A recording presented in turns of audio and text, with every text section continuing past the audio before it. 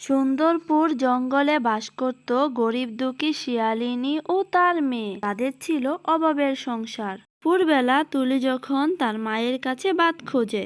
মা মা আমার ক্ষুধা লেগেছে।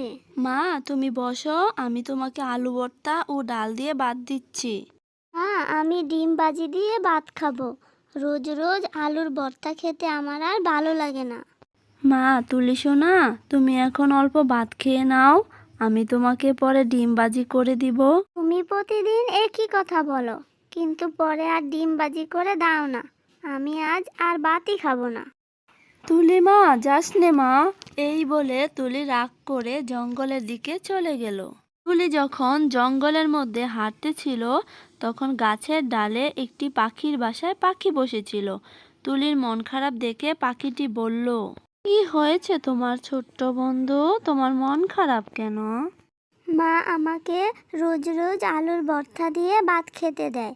আমার আলুর ভর্তা দিয়ে ভাত খেতে আর ভালো লাগে না।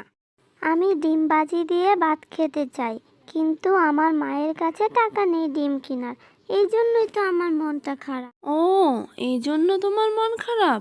আমার কাছে একটা জাদুর ডিম আছে, তুমি কি সেটা নিবে? পাখি বন্ধু, তোমার জাদুর ডিম কি আমি খেতে পারবো? না না, তুমি এটি খেতে পারবে না, কিন্তু একটা উপায় আছে।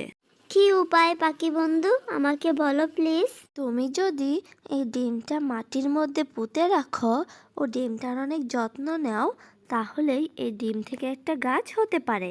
আর সেটা তখনই সম্ভব যখন তুমি এই ডিমের অনেক যত্ন নিবে। পাখি বন্ধু, তুমি আমাকে ওই ডিমটা দাও, আমি এই ডিমের অনেক যত্ন নিব।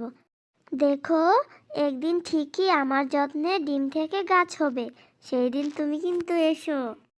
আচ্ছা বাবা, আসবো। এই নাও তোমার ডিম। ডিমটি নিয়ে তুলি মহা আনন্দে বাড়িতে ফিরে আসে ও বাড়িতে এসে মাকে সব খুলে বলে।